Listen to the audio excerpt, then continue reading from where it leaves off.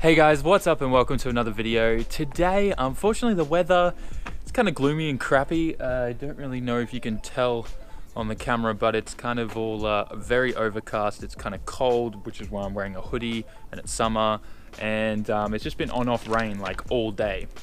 And unfortunately that meant that I didn't want to get out of bed this morning on my day off, so I kind of just lazed around in bed. You know what it's like. Anyways, so today we need to actually do some work on the car. We need to pass Shukken this month. Shukken expires on my car at the end of this month, and we need to get that renewed. And for me to get that renewed is we need to fix a few things on the car so that it'll pass. There's probably going to be a few other things that need to be done, like, you know, cleaning all of the underside and everything like that, but Denny will do that at SDF. Anyways, before I can do anything and fixing anything on the car, which involves putting more R34 parts on, by the way, we need to send off these Yashio factory harnesses to customers in the States that bought them through the online store. If any of you guys are interested in this, Oka-chan did just release new 2018 versions of the harnesses. I'll put a link in the description so you guys can check them out, or up there it'll pop up. But anyways, I'm gonna go to the post office, ship these off, and then after that we'll get started on fixing those few things on the car. Okay, so that was a fun little trip to the post office. Hopefully those customers enjoy their new Yashio factory goodies. So the first thing I need to work on to pass Shukken is my number plate holder. Now some of you are probably going, what the hell does that have to do with passing Shukken? And I'll explain. So remember when I did this nice little bit of damage here, love tap at Tsukuba Gymkhana, and it shifted my whole bar this way, and when it did that, it moved the bracket, the number plate holder bracket here this way, and at the same time it like sheared off at the hinges there, and what I had to do was zip tie them on. Now the only way that I could do that was I had to take the number plate off from the holder because it was all still bolted on and I couldn't remove it. And in Japan they give you these little silver seals that go around your number plate here that stop people from being able to take that bolt out. Now if you don't have that seal, now let me show you the one that's on my neighbor's car. Hopefully he doesn't mind. This one. If you don't have that seal, police will give you a hard time if they pull you over, as well as you can't renew your Shukken without it. So what I have to do before I can go and get the Shukken stuff done is I have to put that back on, replace the whole holder, which that's another story which I'll get to in a little bit, and then go back to the place where we got our Shukken Shiome and everything all sorted out. And then we have to then reapply, get a new thing, pay like $5, and they give us a new seal. Then I can go and get my Shukken done, which is at the same place where I go and get that new seal. So anyways, it's a whole ordeal, but it has to be done. You have to have that seal to pass Shukken. Now,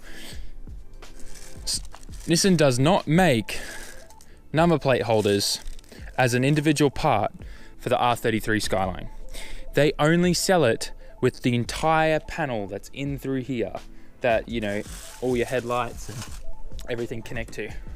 So this whole rear panel here, that everything then connects into the rear of the car, it's only sold attached to that. Now that's because typically they are spot welded to that panel, but obviously because mine snapped off, I put two bolts through here. So the only way that I could buy one for an R33 Skyline by itself was if I bought that full $600 panel, this whole panel here, and then took it off and put it on. But after doing a bunch of research, and because I have a 34 in Australia, I realized that this is pretty much identical to the R34 one. And believe it or not, Nissan sells these individually, with not including, hang on, give me a second. We'll pull this out of the bag. Nissan sells these individually, not including the full rear panel, which of course I was very excited about. So what we're going to be doing today is we're going to have to drill holes in here to bolt this in, because obviously I can't spot weld it in, and we're going to be replacing that, putting the number plate back on that, and then tomorrow actually me and the wifey are going to go and get that new seal. She's got the day off tomorrow and I need her there because I can't do all that paperwork without her because it's a pain in the butt. So we're going to do that right now. I'll throw you on the time lapse. We'll quickly swap that out, and then we'll move on to some other things.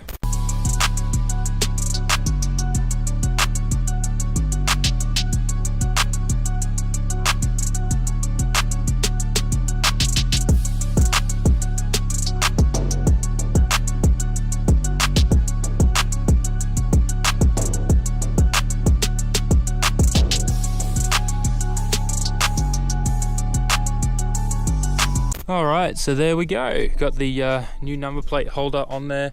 It does turn out that the R34 one is quite a little bit different. I mean, in the sense of it holding the plate and everything, it's the same with the hinges. The main difference with the 34 one is that these little brackets here, oh, there goes the plastic, are much longer and come out to about here. So the number plate does stick out a little bit further than what it normally did. And because of that, I also had to move it up a little bit as well so that it kind of sits a bit better tucked in there. But otherwise it looks good. I mean, other than it obviously looking crooked because the rear bar's all over the place from that hit. But that can all be fixed later when the car gets resprayed and all the body work done. But for now, that's all I really needed to do. Tomorrow we'll go and get that new seal put on. And then for the rest of the day today, weather's pretty crap, so I think what I'm going to do is just go inside and maybe play some PUBG for the rest of the day. All right, guys, so it's now the next day, and May's taking the day off for me today. Thank you, babe. And we're going to essentially Japan's transport department. In Japan, they have some really weird name, which is like... I couldn't even attempt to pronounce that, but it essentially just means like the transport department in your local kind of suburb area thing, whatever you want to call it. And she's going to be helping me with all the paperwork and the crazy Japanese stuff that you need to speak and things like that. And this kind of touches on when you move to Japan, you really need someone to help you. And I'm very lucky that I have a Japanese wife. So thanks, babe. Yoroshiku ne. I'm counting on her to help me today. But the goal is obviously that my Japanese gets to a level where I don't need her to do things like that, because I'm sure she'd rather be doing other things with her spare time. But another thing she's going to help me with today is we're going to be making some adjustments to the tune. Since we added the like extra widened Tomei outlet pipe on the back of the turbo, the elbow, the downpipe, it means my fuel ratio is going to be a little bit off, probably a little bit lean, because there's a lot more flow happening there now. So we're going to be doing some third gear pulls and maybe some fourth gear pulls on the highway. May's going to be keeping an eye on my AFRs, and she's going to tell me where they're averaging at. At the same time, I have the ECU logging, so I can go back once I pull over, check the logs, then add a little bit more fuel in those sections where it needs it, and then we can do a few more pulls and kind of like just get it all perfect and get those AFRs correct. Because the last thing I want is at the next drift event to lean out my motor and cause it to blow up. Yeah, and also it's very hot today. Currently my intake air temperature is 49 degrees. Now obviously there's some heat in the engine bay, but it's just sitting here idling right now, so it shouldn't be that warm. But once we get going, geez, it's already at 50. Once we get going and the intercooler's pumping and stuff like that, it'll cool down. But it's just really cool. May's kind of very interested in all these things that are happening on the screen. Obviously I've got it locked so she can't accidentally touch anything. But yeah, we're gonna do that. We're gonna make some adjustments, and we're gonna get some coffee from Starbucks and get the new seal on the number plate so we can get shuck in and everything else. So it's gonna turn into a very interesting vlog. Okay, so on our way to Starbucks, we did a few third gear pulls, and we found that everything's running way too rich. Everything's in like the 10 scale on the AFR meter. So what we're gonna do is, Oka-chan's given me a little bit of a tune to add here. That's gonna lean things out a little bit, and hopefully, hang on, before I apply it, I need to connect to the ECU. So I've already saved the current tune and everything. Always important to do backups of your tunes. And what we're going to do now is we're going to apply the tune Oka-chan's given me, which is a little bit leaner. And click yes. That should download and set everything onto the ECU.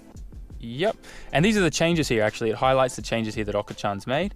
And you can see here that things are a little bit leaned out here. So instead of in the 50s, they're still in the 40s here.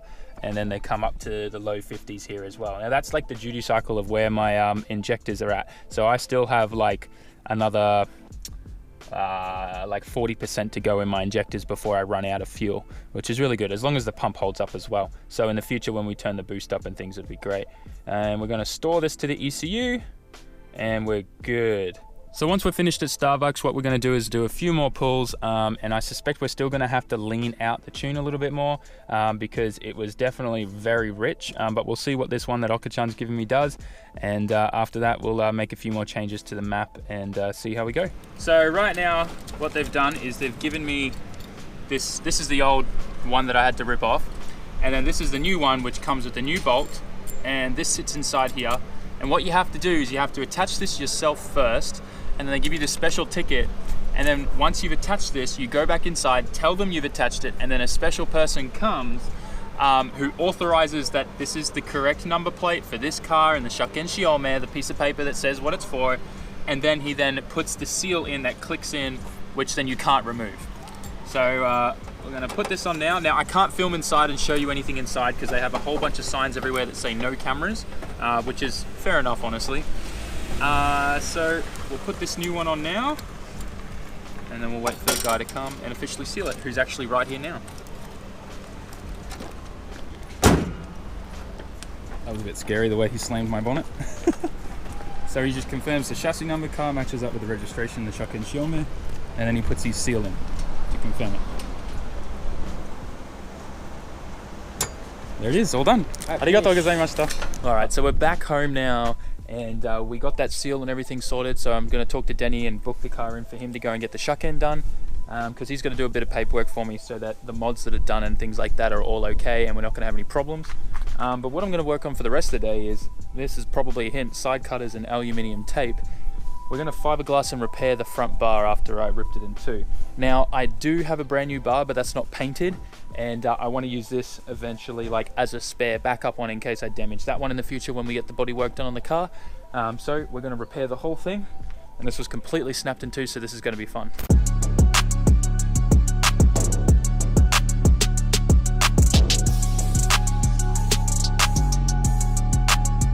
Okay, so I've got the front bar on this little rack thing here, and it's definitely worse for wear. Big nice chunk kind of here showing the fiberglass underneath. This big piece here that I had to zip tie up. We've got this huge crack that goes all the way down through here, through there, and then which is this one. This is where it got kind of broken half, broke here and there. And then another big crack here. Some more chunks missing out there. And we've got to rebuild up this section here so it can bolt onto the fender. Another chunk out there, and obviously the crack that goes through here also comes through the bottom here as well.